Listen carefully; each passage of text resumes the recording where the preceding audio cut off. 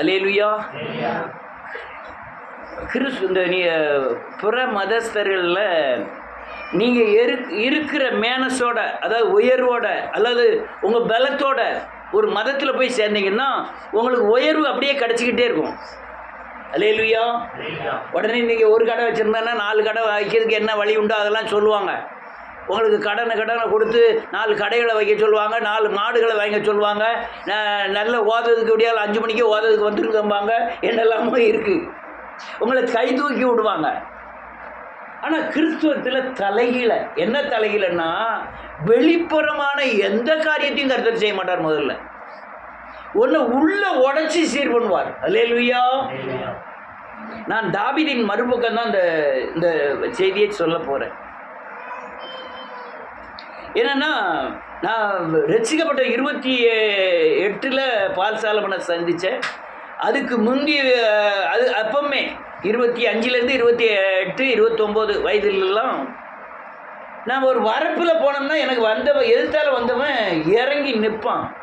நான் வரப்பில் போன பிறகு தான் அவன் அந்த வரப்பில் ஏறி வருவான். நான் பொய் சொல்லலை, தேவ சமூகத்தில் உண்மையை சொல்கிறேன். எதிர்த்தால வரவன் துண்டு தலைப்பாக்கட்டிருந்தானா துண்டு அவுத்துருவான். கையில் கூட போட மாட்டினாலும் துண்டு அவுத்துருவான். இப்படி பல காரியங்கள். ஒரு பைக்குக்கு மறிக்கும்ல, அதுக்கும் சைக்கிளில் போகிறவங்கள மறித்து ஏறுறது. அவன் எவனாக இருந்தாலும் சரி, எங்கே போகிற, கூனியூர் வரையும் போகிறேன், நான் ஏறிக்கிட்டேன், எங்கே கூனியூர் வரையும் அழுத்துவாங்க. இப்போ உள்ள ஆளுக்கு வாலிபைகளுக்கு சைக்கிளே ஓட்ட முடியல. அதுக்குள்ள ஸ்கூலுக்கு போகிறேன்னு எங்கேனே போய் இடிச்சிட்டான் போல் இருக்கு.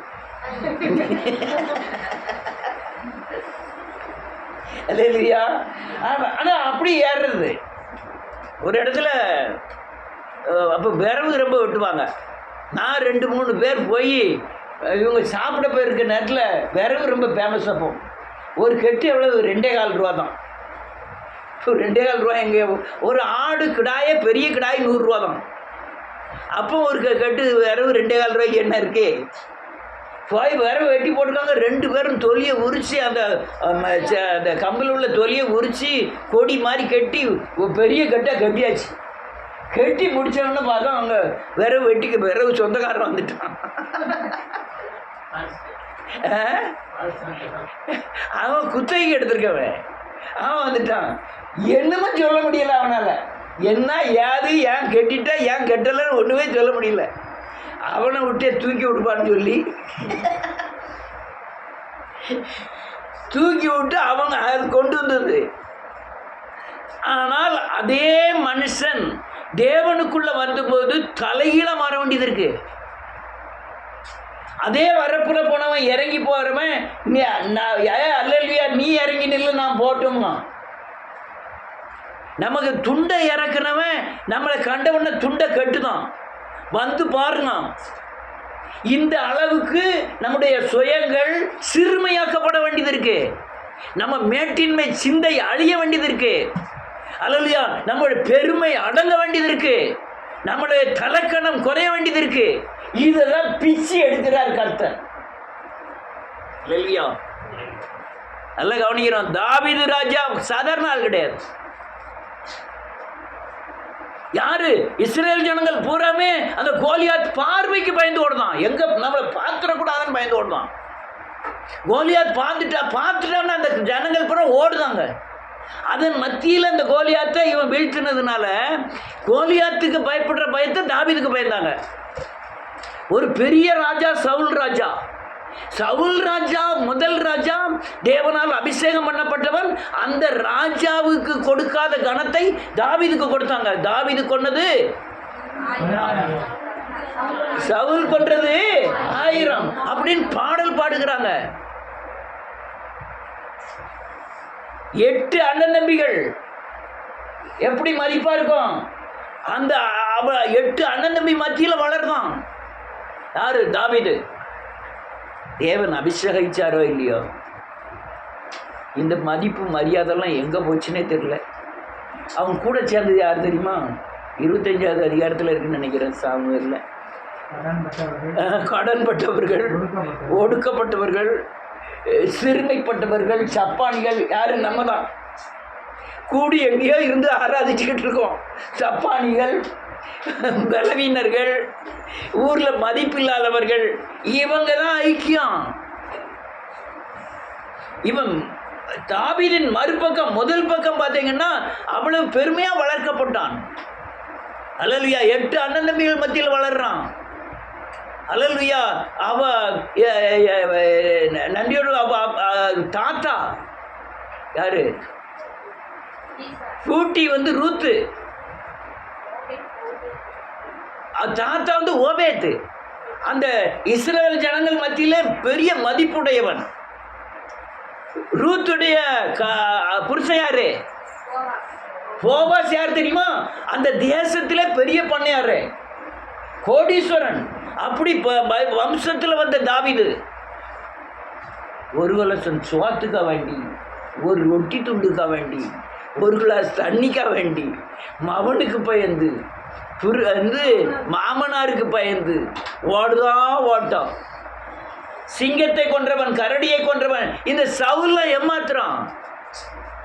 அவன் கை ஓய் மட்டும் வெட்டினானாம். வேதம் சொல்லுது, கை ஓய் மட்டும் வெட்டி அநேகரை குலஸ் பண்ணான். அவன் கிட்ட இருக்கவங்க 3000 பேரை நின்று வெட்டினான்னா 5 நிமிஷத்தில் வெட்டி தூரறிஞ்சிருவான். யாரு? தாவீது. கோலியாத்தை கண்டு சவுல் பயப்படுதான், தாவீது பயப்படல. அப்பேற்பட்ட தாவீது இந்த சவுலை வெட்டுறதுக்கு ரொம்ப நேரம் ஆகாது, 5 நிமிஷத்தில் தூக்கி தூர வீசிடலாம். அபிஷேகம் பண்ணப்பட்டவன் மேலே நான் என்ன செய்ய மாட்டேன். அப்போ என்ன அர்த்தம்? தேவனால் அபிஷேகம் பண்ணப்பட்டவனுக்கு நான் மடங்கி போறேன்ட்டு பயங்கர சிறுமைப்படுகிறான். அவன் முன்னால் போய் என்ன சொல்லலாம், தெள்ளு பூச்சி விரட்டின மாதிரியா என்ன விரட்டிட்டு வர? செத்த நாயை போல இருக்க என்னையா நீ விரட்டிட்டு வர? அல்லேலூயா. 2 தடவை அவன் உயிர் கையில் அம்பிடுதே விட்டுதான். அல்ல அவன் கூப்பிட்டு சொல்லலாம், உன்னுடைய என் ஜீவனை நீ அப்படி பராமரிச்ச, பாதுகாத்துக்கிட்ட, என் மகனாகிய தாவீதே நீ வாழ்ந்திருப்பாய், நீ பலத்திருப்பாய்ன்னு அவனை ஆசீர்வதிக்கிறான். அல்லேலூயா. அப்பேற்பட்ட தாவீது, கோலியாத்தை வீழ்த்தின தாவீது, ஒரு விசை கரடி, ஒரு விசை சிங்கத்தை வீழ்த்தின தாவீது. பெரிய சவுல் ராஜாக்கே பிசாசு பிடிச்சிட்டு பிசாசை விரட்டுறதுக்கு தேசமெங்கும் ஆட்களை தேடுதான், ஒருத்தம் கூட கிடைக்கல. தாவீது தான் கிடைச்சான். தாவீது பாட்டு படிக்கும் போது அவன்கிட்ட இருந்து அசுத்தாவி விலகியது. இப்பேற்பட்ட தாவீது என்ன ஆயிட்டான் பாருங்க, வாசிங்க.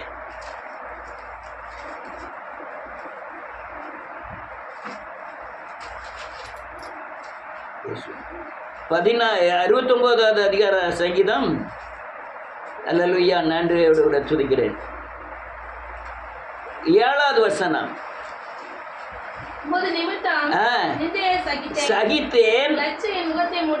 என்ன எழுதாம் பாருங்க, கர்த்தராகிய இயேசு கிறிஸ்துவின் மித்தம் நிந்தையை சகிக்கிறேன், அவமானத்தை சகிக்கிறேன், அல்லேலூயா, இழிவை சகிக்கிறேன், பழி சொல்லை நான் சகித்து கொண்டிருக்கிறேன். அவன் சொல்றான், அல்லேலூயா, யாரு? சீமையை கூப்பிட்டு சொல்றான், ஏ தாவீதே, அல்லேலூயா, சவுலுக்கு பகைங்கனே, நீ அப்படி போயிருவ, இப்படி போயிருவ, நாசமா போயிருவ அப்படின்னு கல்லை தூக்கி எறிதான். கூட நிற்க யோவாப், அல்லேலூயா, அப்னேர் சொல்றான், அப்னேரோ யோவாப் சொல்லுவான், ஒரு நிமிஷம் நீ சொல்லு, இந்த செத்த நாயை தலையை துண்ட அடிதோம்னா. அல்லேலூயா. இல்லை, அவர் கர்த்தர் அவன் மூலமா ஏதோ ஒரு படிப்பினை தரப்போறாரு, அதனால அவனை நிந்திக்க வச்சிருக்கிறாரு அப்படின்னு நிந்தையை சுமக்கிறான் தாவீது. ஆனா பராக்கிரமசாலி தாவீது. சவுல் யுத்த வீரன், ஆனால் இவன் பராக்கிரமசாலி. கோலியாத்து அவன் பிறந்ததிலே யுத்த வீரன். அப்பேற்பட்ட யுத்த வீரன் அல்லேலூயா சீமைக்கு பயந்து அடங்கி போறான். அல்லேலூயா. எனக்கு சில நேரத்துக்கு இந்த ஊழியத்தின் பாதையில் வரும்போது 2 நிமிஷத்துல எல்லாம் சரியா பண்ணிடுவேன். ஊழியத்தையும் யாரை கட்டிட வேண்டியதான், யாசுநாதரையும் யாரை கட்டிட வேண்டியதான், எல்லாத்தையும் சரி பண்ண முடியும். பால் சாலமோனோட மோதுக்கு இருந்த பலன் எனக்கு அதிகம். சேர் மாதையில் இவ்வளோ ரசிப்பு இல்லை, ஆனால் எனக்கு அவ்வளோ பலன் அதிகம். சொன்ன போதும் சரி பண்ண. ஆனால் இந்த ஊழிய யாசுநாதர் எல்லாம் அவுட் ஆயிடும். அல்லேலூயா. நிந்தை சுமக்க வேண்டியதாக இருந்தது, அவமானத்தை சுமக்க வேண்டியதாக இருந்தது. ஒரு என்னை எழுப்பின ஒரு ஊழியனை எனக்கு விரோதியாக வந்து நிற்கும் போது என்ன செய்வீங்க? அல்லேலூயா. எனக்கு இயேசுவை சொன்னவரே, நான் அநேகர் இடத்துல போனவங்களுக்காக தான் இந்த வார்த்தையை சொல்ல வரேன். என்னை சந்தித்தவரே, என்னை இயேசுநாதருக்குள்ள நடத்தினவரே, எனக்கு விரோதமாய் வந்து நிற்கும்போது, எனக்கு மாம்ச பலன் அதிகமாய் இருக்கும்போது கூட அல்லேலூயா ஆவிக்குரிய பலன் பெற்றுக்கொள்ள முடியாய் மாம்ச பலத்தை பிரயோகம் பண்ணாமல் இருந்தேன், சகித்தேன். அல்லேலூயா. தாவீது இன்னொரு மறுபக்கத்தை பாருங்க, அடுத்த இருக்கு 8வது வசனம். என் சகோதரனுக்கு வேற்று மனுஷனும் என் தாயின் பிள்ளைகளுக்கு அந்நியனுமானேன். வேதம் என்ன சொல்லுது பாருங்க, நிந்தை இலச்சை எல்லாம் சுமந்த பிறகு நான் சகோதரருக்கு வேறு மனுஷனும் தாயின் பிள்ளைகளுக்கு அந்நியனுமானேன். 7 அண்ணன் தம்பி எப்படி இருக்கும்? ஒரு தம்பிக்கே உன்னை தடையில் நடக்க முடியல. ஐ மீன் ஒரு மனசுல ஒரு தெம்பு இருக்கும், இருக்கா? யாரு தம்பி உடையான் அன்னைக்கு அஞ்சான். நமக்கு யாரு இருக்கா? தீமோத்தேயு இருக்கான், நம்மளை பார்த்துக்கிடுவான். தன்னை அறியாத ஆண்கள் மேல வைக்கிற ஒரு பாசம் பெண்களுக்கு அதிகம் இருக்கா இல்லையா? 2 அண்ணா இருந்தா எப்படி இருக்கும்? 2 எப்படிங்க? 3 அண்ணா இருந்தா எப்படி இருக்கும்? இது நம்ம ஆண்டவருக்குள்ள வந்த பிறகு எல்லாத்தோட அது மேன்மையா நினைக்கிறோம். ஆனா ஆண்டவருக்கு உள்ள வராம எத்தனை தாய்மாமன்? எத்தனை தாய்மாமன்? 2. உனக்கு காது யாருக்காக உனக்கு காதே குத்துறீங்க? காது யார் மடியில் வச்சு குத்துவாங்க தெரியுமா? தாய்மாமன் மடியில் வச்சு தான் குத்துவாங்க. மொட்டை யாருக்கு அடிக்க போகுது? தாய்மாமனுக்கு அடிக்க போகுது. நமக்கு காது குத்துனா அவனுக்கு என்னது? தாய்மாமனுக்கு என்னது? மொட்டை. என்ன மொட்டை? அவர் என்ன சங்கடப்பட்டாலும் என்ன மாதிரி கொண்டு வந்து கம்மல் பாட்டுனா அப்ப மொட்டை அங்க அடிக்க. அல்லேலூயா. 8 அண்ணன் தம்பி அவங்க பூரா தாவீதை என்ன சொல்றாங்க பாருங்க. அல்லேலூயா. அதே வசனம், வேறு மனுஷன் நானேன், பிள்ளைகளுக்கெல்லாம் அந்நியன் நானேன். கூப்பிட்டு சொல்லலாம், படையில லைன்ல நிற்கான் 3 அண்ணமாரு. இவன் அப்பா சொல்லலாம் கொஞ்சம் அல்லையா பாலாடை கட்டியும் கொஞ்சம் என்னது இந்த உருண்டையும் சத்துருண்டையும் அல்லையா திருநெல்வேலி அல்வாவையும் கொண்டு போய் கொடுத்து விடுதான். யாருக்கு? தான் 3 பேர், தன் மகன் 3 பேர் போரில் நிற்கிறான், அவனை போய் பார்த்துட்டான்னு கொடுத்துடுதான். யார்கிட்ட கொடுத்துடுதான்? தாவீதுகிட்ட கொடுத்து விடுதான்.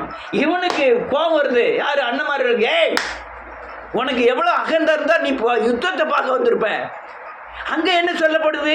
இந்த கோலியாத்தை செய்கிறவனுக்கு தேசத்தில் பாதியை கொடுக்கப்படும், தன் சொந்த மகளையே கட்டி கொடுக்கணும்னு ராஜா சொல்லிட்டு இருக்காரு. இவன் திருப்பி கேட்கான், அவனை ஜெயிச்சா என்ன கிடைக்கும் என்ன கிடைக்கும்னு. இவன் அண்ணன் புறம் சொன்னான், இங்கே வந்து நிற்க, கொஞ்சம் ஆட்டை எங்கே காட்டில் விட்டுட்டு வந்திருக்க, போய் ஆட்டை போய் மேய் அப்படிங்க. அப்படி இவன் ஜீவன் மேலே நம்பிக்கை வைத்திருந்த அண்ணன்மார்கள். ஆமென். ஆனால் பெண்களுக்கு அண்ணன் தம்பி மேலே ரொம்ப பாசம். அண்ணனுக்கு தம்பி மேலே கூட பாசம் இருக்காது. இது உண்மை, நான் சொல்றது. எப்படி அக்கா தங்கச்சி மேல கூட அவ்வளோ பாசம் இருக்காது. அந்த அந்த ஒரு அண்ணன் மேல ஒரு தம்பி மேல கடுமையான பாசம் இருக்கும். பாசம் இருக்கா இல்லையா? எப்படினாலும் இருக்கும். எப்படினாலும் அவன் சங்கடப்படும் போது நம்ம வீட்டில் ஒரு சின்ன ஜெபமாவது பண்ணுவோம். ஆண்டவரே இப்படி சங்கடப்பட்டு இருக்காங்க, நம்ம கண்ணு திறந்துட்டு நம்ம சாபத்திலேருந்து விடுதலை ஆகிட்டோம், என் அண்ணன் தம்பி சாபத்திலேருந்து விடுதலை ஆகலையே, அவன் சங்கடப்பட்டு இருக்கான, வேதனை இருக்குது. ஆனால் இந்த சகோதரிக்கு விரோதமாக அவன் 1000 காரியம் செஞ்சிருப்பான். எத்தனை காரியம் செஞ்சாலும் மனசை சகிச்சுக்கிட்டு தம்பி அண்ணன் தம்பி மேலே தான் பாசமாக இருக்கும். பிரேத குழியில் கொண்டு போய் டிராவில் கொண்டு வச்சுட்டாங்க ஆள் சேர்த்துட்டுன்னு. இங்கே ஒரு ஆள் லெட்டர் எழுதி கொடுக்க, இதை சோம் பண்ணுங்கன்னு. யாருக்கு? ஆனா 1000 பகைகள், ஒண்ணுக்கு ஒண்ணு பேசாது, ஒண்ணுக்கு ஒண்ணு என்ன நல்லா இருக்கன்னு கூட கேட்காது. இருந்தாலும் தம்பி உடையான். ஆனா தாவீதை வெறுத்துட்டாங்க. தாவீதை அதுக்கப்புறம் அவங்க அண்ணன் தம்பி வெறுத்ததை பார்த்தா பயங்கர வெறுப்பு.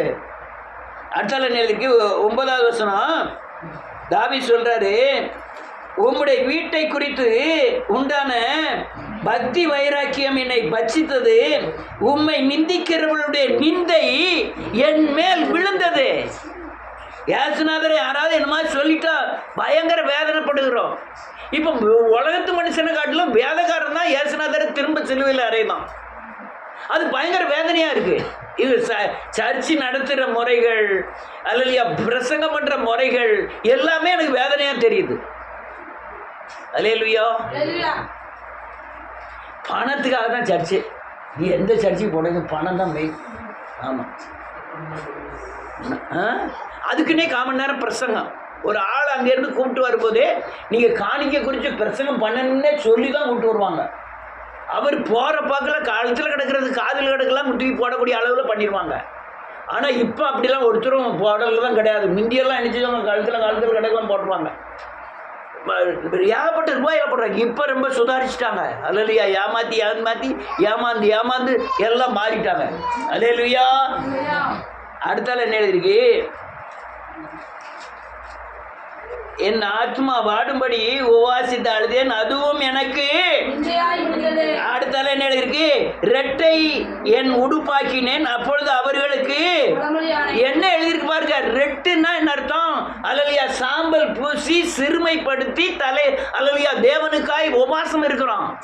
அதுவும் அந்த ரெட்டும் கூட உபவாசம் இருக்கிறதுக்கு ஒரு உடுப்பு உண்டு. ஆசாரியனுக்கு ஒரு உடுப்பு இருக்கிறது போல, குருடருக்கு ஒரு உடுப்பு இருக்கிறது போல, பிச்சை எடுக்கிறவர்களுக்கு ஒரு உடுப்பு இருக்கிறது போல, குஷ்டரோகிகளுக்கு ஒரு உடுப்பு இருக்கிறது போல உபவாசத்துக்கு உடுப்பு இருந்தது. அல்லேலூயா. அந்த உடுப்பை உடுத்திக்கிட்டு உபவாசம் இருந்தாலும் அவர்களுக்கெல்லாம் என்ன ஆனேன், பழமொழி ஆனேன். வேதக்காரியா இருந்து இவன் என்னத்தை சந்திச்சிட்டா, என்ன கிடைச்சிது மீன் நமக்கு மறந்து போவோம். என்னெல்லாம் கிடைச்சதுங்கிறது அப்போ மறந்து போவோம். சர்ச்சுக்கு வரும்போது தான் எல்லாம் ஞாபகத்துக்கே வரும். அவங்க கேட்கும்போது அப்படியே மறந்து போகும். அல்லேலூயா. கூடியவரை இப்போ அவங்கள்ட்ட நிரூபிக்கிறத உங்கள் கிரியைகளின் மூலமாக தான் நிரூபிக்கணும், தவிர வார்த்தையினால நிரூபிக்க கூடாது. அல்லேலூயா. வேதம் சொல்லுது, அவர்களுக்கெல்லாம் நான் பழமொழியானேன். பழமொழின்னா என்ன அர்த்தம்?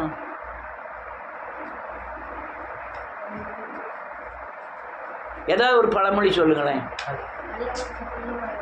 அங்கப்பா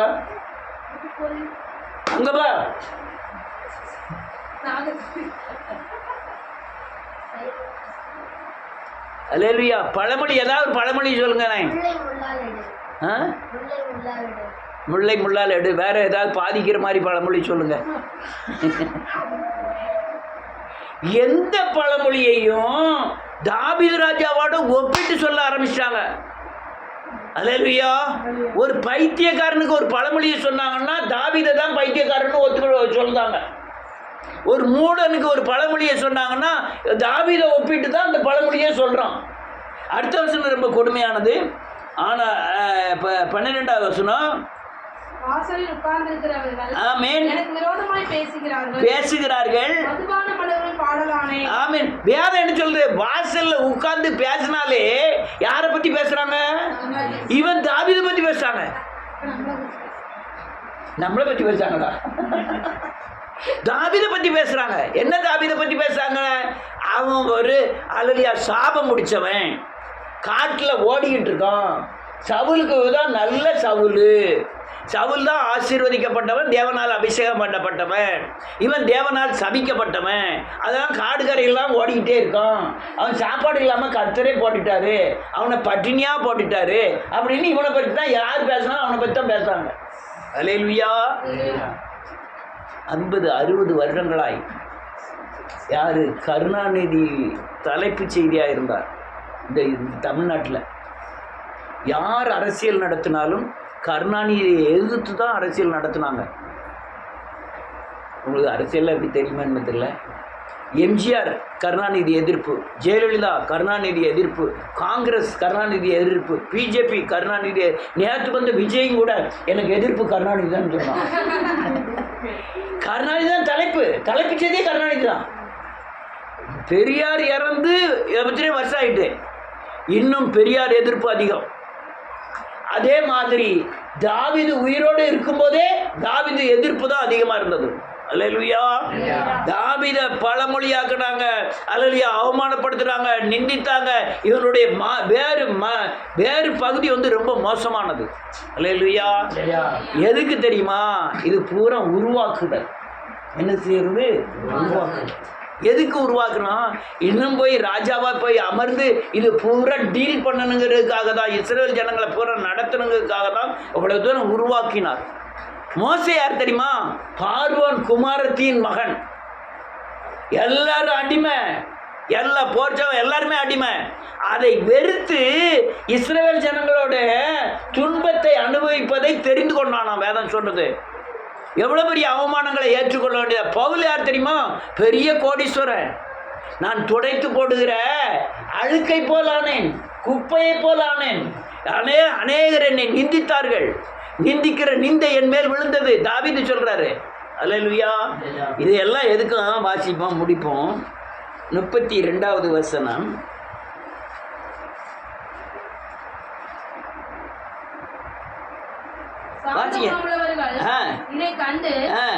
சந்தோஷப்படுவார்கள். உங்களை சாந்த குணமா ஆக்கணும்னா என்ன செய்யணும்? கோபப்பட்டுட்டே இருக்கான். யார்? ஜோசுவா. கோபத்தை இல்லாம சாந்தமாக்கணும். என்ன செய்யணும்?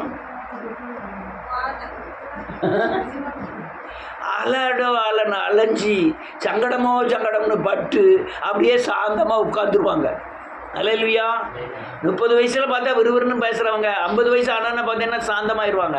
ஏன்னா அந்த 20 வருஷத்துல அவன் படாத பாடுபட்டுருவான். அல்லேலூயா. ஒரு தாய் குடும்பத்துக்கு கஷ்டப்படுறதா தகப்பன் கஷ்டப்படுறாரு.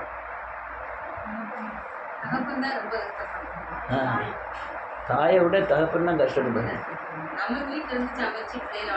பிள்ளைகளை வளர்த்துக்கிட்டு இருக்கோம். ஆனால் நம்ம ஒரு 2 நாள் உடங்கிக்கலாம். எனக்கு குறுக்கு வலிக்கு, எனக்கு முது வலிக்குடா, அது இதுன்னு சொல்லி ஒரு 4 நாள் படுத்துக்கலாம். நான் எங்கள் தாய் வீட்டுக்கு போயிட்டு வரேன், நீ என்னமும் செய்யும் அப்படின்ட்டு போயிட்டு ஒரு 5-6 நாள் அங்கே தங்கிக்கலாம். ஆனால் ஆம்பளையோட பாடு என்ன? பிரசன்னா இவட போட்டு போயிட்டா இவன் எரிச்சுவான். சோறு பங்கு எரிச்சுவேன். சோறு பங்குக்கு சோறு பங்கிடுவா. கறி தயிர் பாக்கெட்டு ஏன் வழிதான் போக வழியும். ஊருகா இது 2 நாள்னா 2 நாள் 3 நாள். ஆனா பெண்ணு என்ன நினைச்சா தெரியுங்களா? இருக்கிற அரிசியை போட்டு ஏதாவது ஒரு உப்புமா டிசைனாக தோசை இட்லி ஏதாவது போட்டு சாப்பிட்டுட்டு கால் பண்ணி ஆகும். அல்லேலூயா. ஆம்பளை தான் சங்கடம், பெண்கள் ரொம்ப ஈஸி. அல்லேலூயா. பெண்கள் ஆண்கள் வந்து குடும்ப பொறுப்பு, பிள்ளைகள் வளர்ப்பு எல்லாத்தையும் மனசில் போட்டு சுமந்துக்கிட்டு தான் போய் வேலை செய்வான். ஒரு ஹோட்டலில் போய் சாப்பிட போகிறான், பிள்ளைகள் எல்லாரும் சாப்பிட்டுட்டு இருப்பாங்க. எனக்கு வேண்டான்றோம், நீங்கள் சாப்பிடுங்க, எனக்கு பசி இல்லை. எதுக்கு? கம்மியாக இருக்கு. எல்லா பிள்ளைகளும் சாப்பிட்ட பிறகு வீட்டில் வந்து பழைய சாப்பிடுவோம். ஆம்பளை பொம்பளை அப்படி கிடையாது. என்னென்னு தெரியும் சார். எனக்கு அந்த சேலை வேணும், இந்த சில்க்கு என்னது செல்வராணிக்கு போகணும், அதுக்கு போகணும். அவன் உள்ள அங்கே போகும்போதே துட்டை எண்ணிக்கிட்டே போவான். என்ன இதில் போய் எடுக்க போகிறாளோ, 3000ல் நிற்க 2000ல் நிற்க, இவன் உள்ள ரூபாய் எண்ணிக்கிட்டே போவான். அப்படி தானே? இதான் ஆண்களோட நிலை. வேற இதெல்லாம் எதுக்கு தெரியுமா? கொஞ்சம் வருஷம் ஆன பிறகு எல்லாத்தையும் கரைச்சி குடிச்சிருவோம். பிள்ளைகளை எப்படி நடத்தணும், வேற பிள்ளைகளை எப்படி நடத்தணும், அப்படியே சாந்த குணமாக ஆயிடுவோம். யார் வார்த்தை போட்டால் என்ன வார்த்தை பேசணுங்கிறதெல்லாம் என்ன செஞ்சிடும், தெரிஞ்சிடும். அப்போ தான் எழுப்புதலே வரும். மூக்கு பெருசாக இருந்தால் மூக்கை உடைக்கணும், நாக்கு பெருசாக இருந்தால் நாக்கை வெட்டணும். அல்லேலூயா. இதெல்லாம் வெட்டி சரி கொண்டு வர ஆண்டவர். அப்போ தான் சாந்த குணம் உள்ளவனாய் மாறுகிறான். சாந்த அவன் இருதயம் என்ன செய்தான்? தேவ தேடுகிறவர்களே, அப்போ தான் தேவனை தேட ஆரம்பிக்கும். அப்போ தான் அவன் இருதயம் வாழும். அல்லேலூயா. நீங்கள் உடம்புல தெம்பு இருக்குந்த நீ 2 எஜமான் தான். ஆமென். உடம்புல தெம்பு இருக்கு தனியும் பணத்தை போட்டு பார்த்துருது, என் அறிவில் பார்த்துருது. ஆனால் எல்லாம் ஒழிஞ்ச பிறகு ஒரே எஜமான், வேற வழி இல்லை, வேற ஆப்ஷனே இல்லை. கடை கையில் துட்டு இருக்கு தண்ணியும் மீனாட்சியில் போய் பார்ப்போமா, அப்பெல்லாம் போய் பார்ப்போமா, அப்பெல்லாம் மீனாட்சி உள்ள துட்டுலாம் காலியாகிட்டு வச்சு விடும். தேவனை பார்ப்போமா, அப்போ இருதயம் உங்கள் இருதயம் என்ன செய்யும், வாழும். அதில் தான் சாந்த குணமே வருது. பெரிய பெரிய முரட்டாட்டம் பிடிச்சவங்களாம் தேவனுக்குள்ளே வந்து உருவாக்கப்பட்டு சாந்த குணம் உள்ளவனாக மாறி இருக்காங்க. அல்லேலூயா, சாந்த குணம் உள்ளவனா மாறி இருக்காங்க. அடுத்தல என்ன எழுதிருக்கு, 33. கர்த்தர் எளியவர்களின் விண்ணப்பத்தை கேட்கிறார். கட்டுண்ட தம்முடையவர்களை அவர் புறக்கணியார். கட்டுண்ட தம்முடையவர்களை வேதம் சொல்ல எளியவர்களின் விண்ணப்பத்தை கேட்கிறார். அப்பதான் இவன் எளியவனாயிருவான். பணம் கோடிக்கணக்கில் இருக்கும். ஆண்டவரே நான் குப்பையும். அவன் அந்த பணத்தை விட யாரை நம்ப ஆரம்பிப்பான், அவன் தான் எளியவன். பணம் வேண்டான்னு சொல்லலை, பணத்தை நேசிக்க நீ ஆண்டவரை நேசிக்க, அதான் காரியம். நீ ஆண்டவரை நேசிக்கிறவா இருந்தால் நீ எளியவன், பணத்தை நேசிக்கிறவனா இருந்தால் நீ மேட்டின்மை உள்ளவன். பணத்தினாலே அடி உளம். அதனால எளிமையாக ஆயினோன்னு அவர் விண்ணப்பத்தை கேட்கிறார். அது மட்டுமல்ல, கேட்கிறார், கட்டுண்ட தம்முடையவர்களை அவர் புறக்கணிக்கவே மாட்டார். அல்லேலூயா. தம்முடையவர்கள் எங்க கட்டப்பட்டுட்டாங்கன்னா அவங்கள புறக்கணிக்கவே மாட்டார். ஏன்னா வழிமுறைகள் தெரிஞ்சுட்டு நல்லா சொல்லி கொடுத்துருக்கோம். நம்ம என்னதுன்னா காய்ச்சல் வந்துட்டா நிச்சயம் வீட்டில் பேய் போராடுது. பாவரிக்கு பண்ணால் என்ன நடக்கும், வசந்த் சொன்னால் என்ன நடக்கும், அதான் எப்படி கிடைக்குங்க. இப்படி இதை சொல்லிக்கிட்டு ஏசி நாமத்தினால மனம் திரும்புவதற்கு முந்தி நமக்கு வர்ற பேய்கள் சொல்லுங்க, நமக்கு உள்ள பாவத்து நிமித்தம், நம்மையே நம்புறது நிமித்தம் வருகிறது.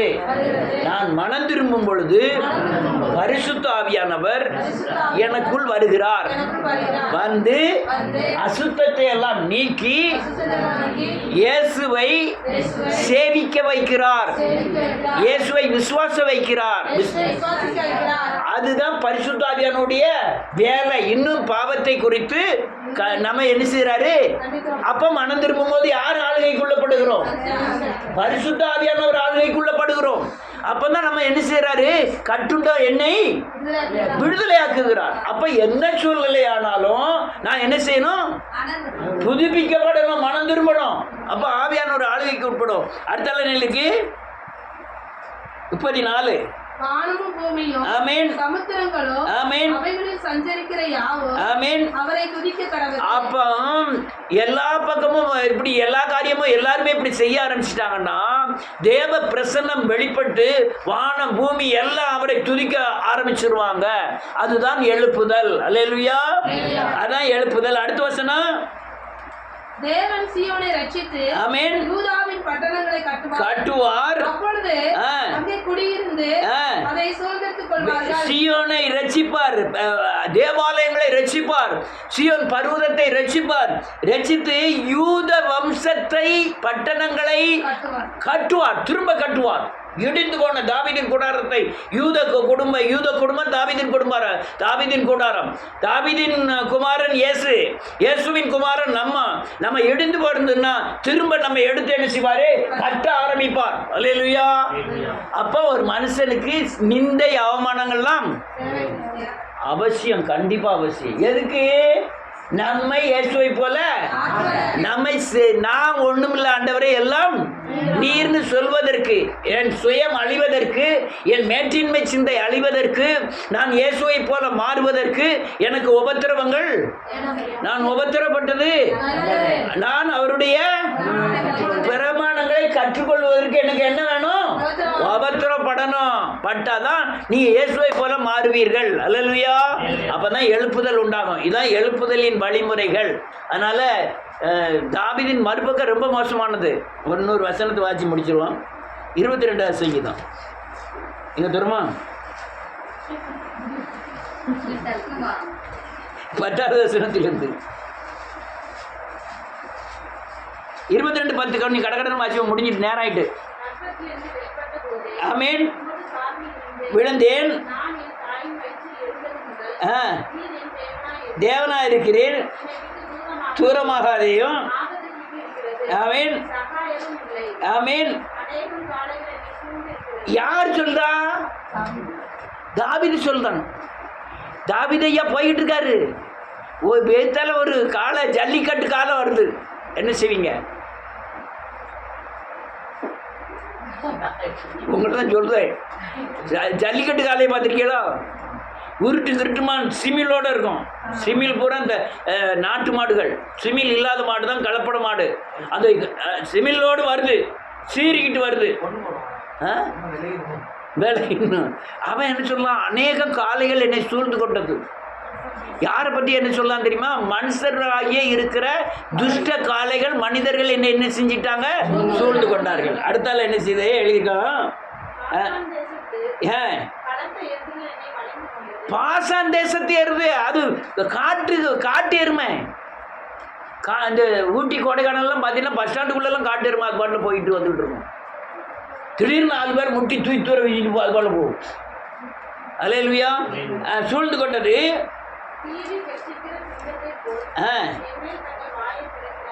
என்ன எழுத பாருங்க, பேரி சிங்கத்தை பத்தி எழுதல.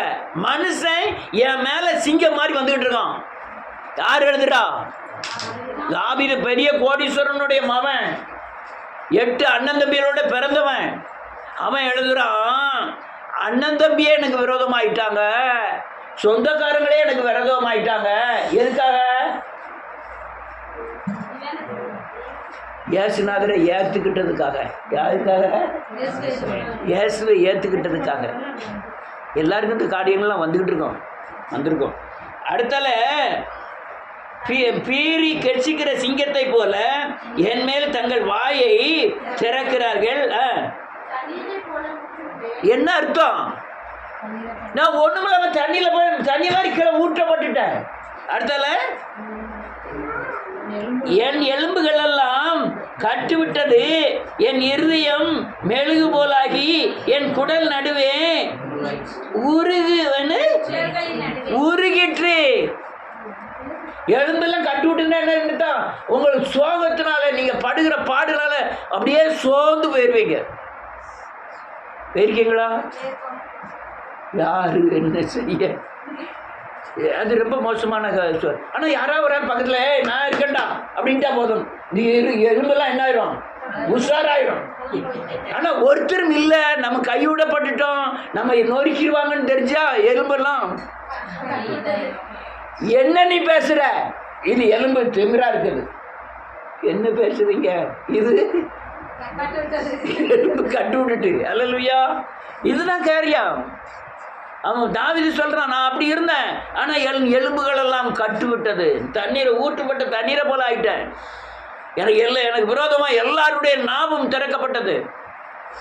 யோபு அதோட சொல்லுவான், நான் ரோட்ல நடந்து போகும்போது வாலிபர்கள் எழுந்து என் வாயை மூடிக்கொள்வார்கள். அதே வாலிபர்கள் என்னை கண்டு பரியாசம் பண்ணுகிறார்கள். அல்லேலூயா. ஏன்? இயேசு கிறிஸ்துவை ஏற்றுக்கொண்டதுனால. அடுத்த நேருக்கு காய்ந்தது, ஒட்டி கொண்டது. ஆமா, மண்ணில் மரண தூளுகளே போடுகிறேன். என்ன அர்த்தம்? நான் அப்படி வறண்டு போயிட்டேன். பெலனெல்லாம் ஓட்ட போல ஓட பார்த்துருக்கீங்களா? அது காஞ்சிருக்கா? பச்சையா இருக்கா? காஞ்சி போயிருக்கு. காஞ்சி போனதில் எவ்வளோ தண்ணி ஊற்றினாலும் இந்த சைடு ஓட்ட விடுமா? விடாது. அந்த அளவுக்கு நிலைமையே அப்படி ஆயிட்டு. தாவீது சொல்கிறான், அவனுடைய மறுபக்கம் ரொம்ப மோசமானது. அப்படி அவ்வளவு கொன்று ராஜாவை உட்கார வச்சாலும் கொழுப்பு வந்துடுத. கொழுப்பு வந்த பிறகும் மனம் திரும்பினதுனால தான் திரும்பி அவன் இருதயத்துக்கு ஏற்றவனாய் மாறினான். அல்லேலூயா. இருதயத்துக்கு ஏற்றவன். அவன் ஏற்றவனாய் மாறினான். இவனுக்கு பழைய அடிப்பட்டதெல்லாம் அவனுக்கு என்ன செய்யுது தெரியுது. எப்பா, நான் அவன் மனுஷர் கையில் விழுவதை பார்க்க உம்முடைய கருத்தில் விழுவது நல்லது, உம்ம கருத்தில் விழுந்துருதான், என்னை மனம் திரும்பிடுதான் அப்படின்னு சொல்லி மனம் திரும்பிட்டான். இதெல்லாம் காரியங்கள். அதனால் நீங்கள் வருகிற பிரச்சனைகள் எல்லாமே தேவன் தங்கும் நீங்கள் ஆலயமாய் மாறுவது இருக்கிறதா தான். எழுப்புதலை சந்திப்பதற்காக அநேக ஆத்துமாக்களை தேசத்திலே தேவன் உருவாக்கி கொண்டிருக்கிறார். கர்த்தர் பெரிய காரியங்களை செய்வார். எல்லாரும் எழுந்து நிற்போம்.